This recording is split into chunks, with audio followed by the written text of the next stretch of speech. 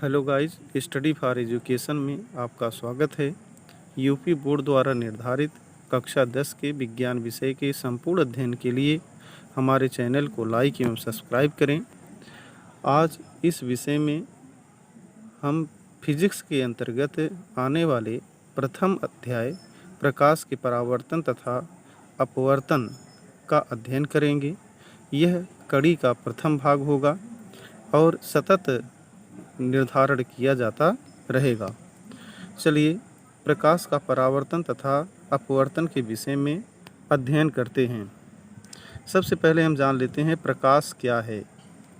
प्रकाश एक प्रकार की ऊर्जा है जो हमारे नेत्र पर पड़कर दृश्य संवेदना को जागृत करती है, या हम ये कह सकते हैं प्रकाश एक प्रकार की ऊर्जा है जो हमें दृश्य संवेदना जागृत करने के लिए सहायक होती है। प्रकाश वह ऊर्जा है जिसके द्वारा हम वस्तुओं को भी देख सकते हैं। प्रकाश के क्या क्या गुण होते हैं? तो प्रकाश के गुण कौन कौन से हैं? प्रकाश सरल रेखा में चलती है, अर्थात यह विचलित नहीं होती, मुड़ती नहीं है। प्रकाश एक ही माध्यम में यदि उसको परावर्तित न कराया जाए तो सरल रेखा में ही चलती है। दूसरा, प्रकाश एक विद्युत चुंबकीय तरंग है, अतः इसके संचरण के लिए किसी भी माध्यम की आवश्यकता नहीं होती है। अगला, प्रकाश अपारदर्शी वस्तुओं की तीक्ष्ण छाया बनाती है। इसका अर्थ क्या है? अगर अपारदर्शी वस्तुओं को प्रकाश के मार्ग में रख दिया जाए तो उस अपारदर्शी वस्तुओं का हमें छाया प्राप्त होता है। प्रकाश की चाल निर्वात में सबसे अधिक होती है, जिसका मान 3 × 10⁸ मीटर प्रति सेकंड होता है। प्रकाश के भी अन्य कई गुण हैं, जैसे प्रकाश में परावर्तन का गुण पाया जाता है, प्रकाश में विवर्तन का गुण पाया जाता है, प्रकाश में व्यतिकरण का गुण पाया जाता है, ध्रुवण का गुण पाया जाता है आदि प्रकाश के गुण के मुख्य अवयव होते हैं। अब हम पढ़ते हैं प्रकाश का परावर्तन क्या है, जो कि इस पाठ का मुख्य पॉइंट भी है। प्रकाश का परावर्तन, जब कोई प्रकाश की किरण पॉलिश की हुई पृष्ठ के एक भाग से टकराती है तो वह प्रकाश उसी माध्यम में पुनः वापस हो जाती है। प्रकाश की इस परिघटना को हम प्रकाश का परावर्तन कहते हैं। प्रकाश के परावर्तन के क्या नियम हैं? प्रकाश के परावर्तन के मुख्यतः 2 नियम हैं। पहला, आपतित किरण, परावर्तित किरण, आपतन बिंदु पर खींचा गया अभिलंब, तीनों एक ही तल में होते हैं। दूसरा, आपतन कोण परावर्तन कोण के बराबर होता है। इसे हम चित्र के माध्यम से समझते हैं।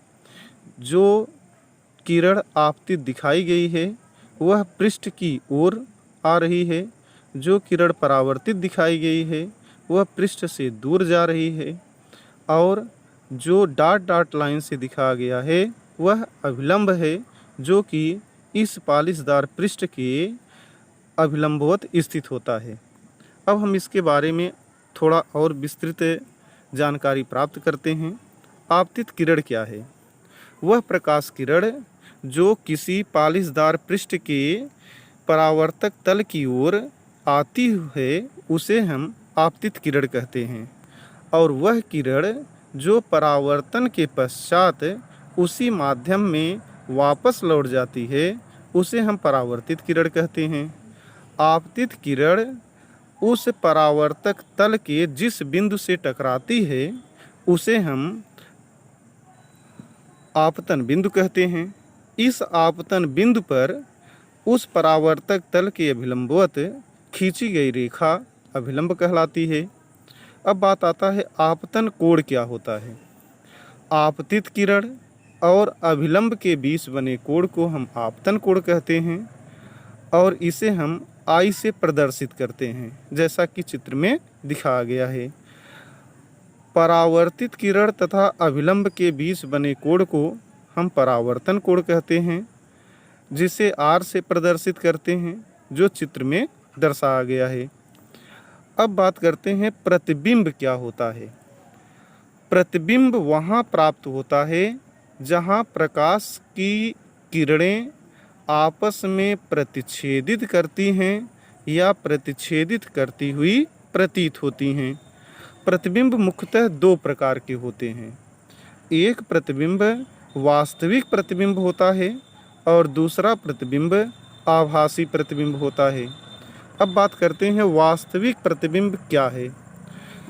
वास्तविक प्रतिबिंब उस समय प्राप्त होता है जब प्रकाश की किरणें आपस में प्रतिच्छेदित करती हैं, या हम इस तरह से कह सकते हैं यह तब बनता है जब प्रकाश की किरणें वास्तव में प्रतिच्छेदित होती हैं, माने एक दूसरे को वास्तव में काटती हैं। दूसरा, वास्तविक प्रतिबिंब को हम पर्दे पर प्राप्त कर सकते हैं। तीसरा, वास्तविक प्रतिबिंब उल्टा बनता है। वास्तविक प्रतिबिंब क्या बनता है? उल्टा बनता है। यह वास्तविक प्रतिबिंब की प्रमुख विशेषताएं भी हैं। इसका अर्थ क्या है? वास्तविक प्रतिबिंब तभी बनेगा जब प्रकाश की किरणें आपस में काटेंगी। वास्तविक प्रतिबिंब को हम पर्दे पर प्राप्त कर सकते हैं और वास्तविक प्रतिबिंब उल्टा प्राप्त होता है। आभासी प्रतिबिंब क्या है? आभासी प्रतिबिंब उस समय बनता है जब दो प्रकाश की किरणें वास्तव में नहीं काटती अपितु हमें दूसरे बिंदु पर काटती हुई प्रतीत होती हैं। इसके क्या गुण हैं?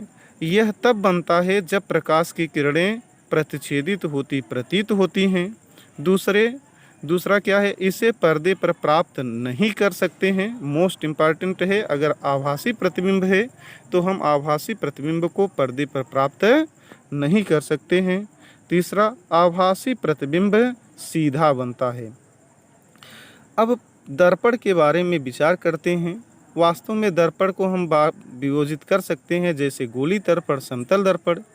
तो गोली दर्पण के भी दो भाग होते हैं, अवतल दर्पण, उत्तल दर्पण। उनके बारे में बाद में अध्ययन करेंगे। सबसे पहले हम समतल दर्पण के बारे में अध्ययन कर लें। समतल दर्पण क्या है?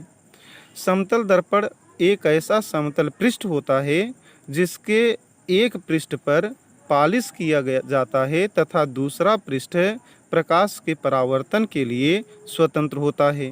जैसे चित्र में दिखाया गया है, एक सीधी रेखा और इस सीधी रेखा के बाईं ओर एक वस्तु AB है। AB से एक किरण इस प्रतिबिंब पर, इस दर्पण पर आती है, पुनः वह परावर्तित हो जाती है।